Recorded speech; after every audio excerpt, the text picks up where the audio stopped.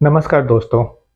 अगर आप CBSE 10th और 12th का एग्ज़ाम देने वाले हैं या कोई भी स्टेट बोर्ड का आप अगर एग्ज़ाम दे रहे हैं, तो ये वीडियो बिल्कुल आपके लिए है। आज हम बात करने वाले हैं how to write board exam. Board exam हमें कैसे लिखने चाहिए ताकि जो एग्ज़ामिनर है उस पे एक अच्छा इम्पैक्ट पड़े और हम अपने एग्ज़ाम में सबसे मैक्सिमम नंबर गेन कर पाएँ। पढ़ना ही बहुत इम्पोर्टेंट नहीं होता है, ये भी जानना ज़रूरी होता है कि हम कैसे कॉपी लिखें सो दैट कि जो एग्जामिनर है वो हमें सबसे मैक्सिमम मार्क्स दे पाए। तो आइए इसी टॉपिक पे बात करते हैं। और इस टॉपिक पे मैंने 8 पॉइंट्स बनाए हैं, तो आइए एक एक करके सारे पॉइंट्स देखते हैं। और आप सबसे एक रिक्वेस्ट है कि अगर आपको वीडियो अच्छा लगे तो प्लीज़ वीडियो को आप लाइक करें, शेयर करें और सब्सक्राइब कर लें। इस पे एजुकेशन से रिलेटेड बहुत सारे वीडियोज अभी आने वाले हैं और नो डाउट ये भी वीडियो आप सबको बिल्कुल पसंद आएगा, तो इसीलिए आप चैनल्स को सब्सक्राइब कर लें। तो दोस्तों, इसमें हमारा पहला पॉइंट है कि read the questions carefully and plan accordingly. आपको क्या करना है कि क्वेश्चन बहुत ध्यान से पढ़ना है और उसके बाद आपको एक प्लान करना है कि कौन सा क्वेश्चन आपको पहले करना है, कौन सा क्वेश्चन बाद में करने हैं और कौन से क्वेश्चंस पे कितना समय देना है। तो आपको सबसे पहले ये ध्यान लेना है, ये एक आप अपना माइंडसेट आपको पहले क्रिएट करना पड़ेगा क्वेश्चन पढ़ने के बाद। जो हमारा दूसरा पॉइंट है वो है सेट द प्रायोरिटी। आपको क्या करना है कि जो क्वेश्चंस आपको बिल्कुल अच्छी तरह आ रहा है वो क्वेश्चन आपको सबसे पहले नंबर पे करना है और जो क्वेश्चंस उसके बाद आ रहा है उसको उसके बाद करना है, उसके बाद करना है। ऐसे करके जो क्वेश्चंस आपको नहीं आ रहा हो वो क्वेश्चन आप सबसे लास्ट के लिए रखिए, सबसे उसको लास्ट में लिखिए। जो हमारा तीसरा पॉइंट है वो है टाइम मैनेजमेंट। देखिए दोस्तों, ये वाला पॉइंट सबसे ज्यादा इंपॉर्टेंट है टाइम मैनेजमेंट का। ये बहुत सारे स्टूडेंट्स को क्या होता है कि उसको सारे आंसर्स आ रहे होते हैं, उसको पूरा क्वेश्चन सॉल्व करना आता है, बट वो टाइम मैनेजमेंट ढंग से नहीं कर पाते क्योंकि बहुत सारे क्वेश्चंस के आंसर लिखने होते हैं 3 घंटे में। तो वो क्या करते हैं बेसिकली कि उनका कई सारे क्वेश्चंस लास्ट में छूट जाता है, कई सारे क्वेश्चंस वो समय पे पूरा नहीं कर पाते, तो इसी वजह से उनको मार्क्स कम आ जाते हैं। अदरवाइज उनको क्वेश्चन सारे आ रहे होते हैं। तो जो सबसे बड़ा इंपॉर्टेंट फैक्टर है वो है टाइम मैनेजमेंट। आप पहले से ये ध्यान ले लीजिए कि हमको 1 नंबर क्वेश्चन में कितना समय देना है, एक 1 मार्क्स वाले क्वेश्चंस में कितना समय देना है, 2 मार्क्स वाले में क्वेश्चंस में कितना समय देना है, 3 मार्क्स वाले क्वेश्चंस में कितना समय देना है और ऐसे करके 5 मार्क्स वाले क्वेश्चंस पे कितना समय देना है।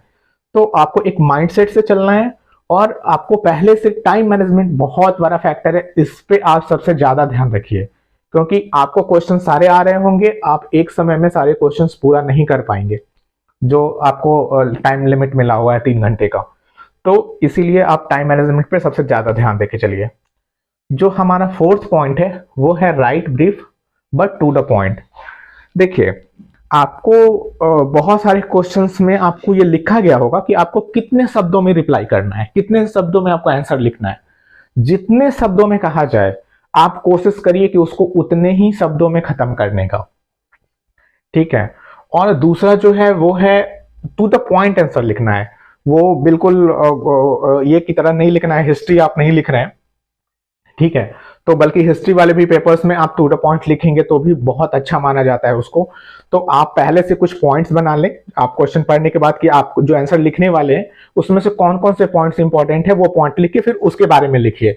तो टू द पॉइंट लिखेंगे तो वो फिर एक एग्जामिनर पे वो एक अच्छा इंप्रेशन डालता है, आपको मार्क्स वहां पे काफी अच्छे मिलेंगे आप तो टू द पॉइंट लिखते हैं। तो जो हमारा फिफ्थ पॉइंट है वो है चूज चॉइस क्वेश्चंस वाइजली। देखिए, कई सारे क्वेश्चंस में क्या होता है कि बेसिकली आपको और रहता है कि दोनों में से कोई एक करने, तो वहां पे आप थोड़ा सा ध्यान दीजिए कि दोनों में से कौन सा क्वेश्चन जो है वो आपको अच्छी तरह आ रहा है। अगर दूसरा क्वेश्चन पहले आ रहा है तो दूसरा क्वेश्चन करना है और वाले में, और पहला वाला है तो जो भी दोनों में से बेस्ट आ रहा है वो आप उसको लिखिए। तो ये, और हाँ, आपको दोनों क्वेश्चंस नहीं लिखने हैं, आपको दोनों नहीं लिखने, दोनों में से कोई एक लिखना है। और इसके बारे में भी मैंने एक वीडियो बना रखी है, अगर हमारे डिस्क्रिप्शन में जाके चेक करिएगा तो बहुत सारे वीडियोस अवेलेबल हैं और उसमें मार्किंग स्कीम है, तो उसमें मैंने बताया हुआ है कि 2 क्वेश्चंस क्यों नहीं करने चाहिए या और वाले दोनों क्वेश्चंस क्यों नहीं करने चाहिए। ठीक है, तो यहाँ पे फिलहाल के लिए यही है कि आपको दोनों में से कोई एक क्वेश्चन करना है, दोनों क्वेश्चन अटेम्प्ट नहीं करिए, आपको 2 बार मार्क्स नहीं मिलेगा, मार्क्स आपको एक ही बार मिलने हैं। तो आप अपना समय बर्बाद करेंगे, उससे अच्छा होगा वो किसी दूसरे समय क्वेश्चन पे समय देंगे, तो आपका क्या होगा कि वहां पे टाइम बचेगा। नेक्स्ट आ जाते हैं, नेक्स्ट है अटेम्प्ट ऑल द क्वेश्चंस। देखिए आपको क्या करना है कि जो आपको अच्छे से आ रहे हैं वो सारे तो पहले कर लेने हैं, लास्ट वाले जो भी क्वेश्चंस आपको नहीं आ रहे हैं, आपको आए या ना आए, आपको क्वेश्चंस सारे करने हैं। बिकॉज क्या है कि जो भी बोर्ड्स एग्जाम होते हैं लाइक सीबीएसई या स्टेट बोर्ड्स, कोई भी 10th 12 का कोई भी एग्जाम हो, या तो वहां पे निगेटिव मार्किंग नहीं है। तो निगेटिव मार्किंग जब नहीं है तो पूरा क्वेश्चंस करने में ही फायदा रहता है। आपको आए चाहे नहीं आए, आप सारा क्वेश्चन अटेम्प्ट करिए, और आपको सारे क्वेश्चंस अटेम्प्ट करने हैं। उससे ये होता है कि हो सकता है कि जो आप क्वेश्चन अटेम्प्ट करेंगे, 1 लाइन 2 लाइन 4 लाइन जो भी आप कुछ लिखेंगे, हो सकता है उस पर आपको कुछ मार्क्स मिल जाए। तो आपको क्वेश्चन सारे अटेम्प्ट करने हैं, क्वेश्चन एक भी नहीं आपको छोड़ना है। नेक्स्ट आ जाते हैं 7th पॉइंट पे, डोंट डेकोरेट। देखिए क्या होता है कि बेसिकली कलर्स वगैरह ये सब अवॉइड करिए आप।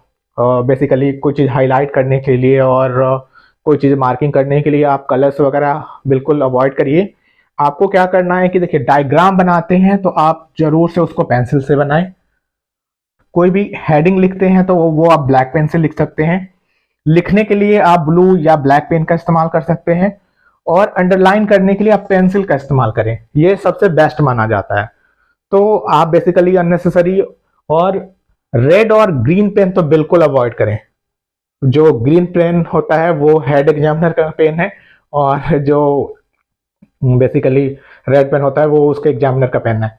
तो ये दोनों कलर तो बिल्कुल अवॉइड करेंगे, ये बिल्कुल सजेस्टेबल नहीं है।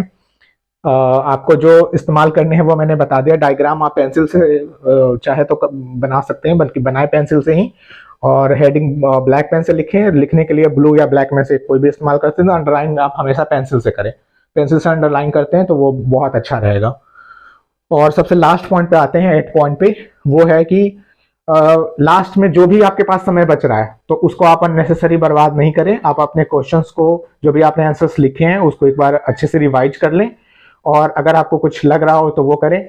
पूरे आंसर शीट में ज्यादा आप उसको कट करने का और ज्यादा उसको काटने वगैरह का, ये सब का कोशिश ना करें। और आंसर शीट आपका नीट एंड क्लीन हो तो वो बहुत अच्छा इंप्रेशन डालता है। तो बेसिकली सिर्फ करेक्ट आंसर लिखना ही इंपॉर्टेंट नहीं होता है, आपका जो क्वेश्चन आंसर शीट है वो बिल्कुल आपका नीट एंड क्लीन रहे तो वो बहुत अच्छा माना जाता है। तो देखिए दोस्तों, ये सारे पॉइंट्स है। अगर मैं दावा करता हूं ये सारे 8 पॉइंट पे अगर आप ध्यान देंगे तो नो डाउट आप बहुत अच्छे से आंसर लिख पाएंगे और आप अपना 100% दे पाएंगे। मैंने एग्जाम से रिलेटेड कई सारे वीडियो बनाए हुए हैं जो कि हमारे चैनल्स पे अवेलेबल है, आप प्लीज जाएं और उन सबको देखें। और हाँ, आपको अगर ये वीडियो अच्छा लगा हो तो आप प्लीज इसको सब्सक्राइब कर लें और लाइक शेयर भी कर दें अपने दोस्तों से। आज के लिए बस इतना ही रहने देते हैं, बहुत जल्दी मिलेंगे अगले वीडियो में, और वहां पे मैं और कुछ कोशिश कर रहा हूँ कुछ और नए टॉपिक्स के साथ। तो तब तक के लिए जय हिंद।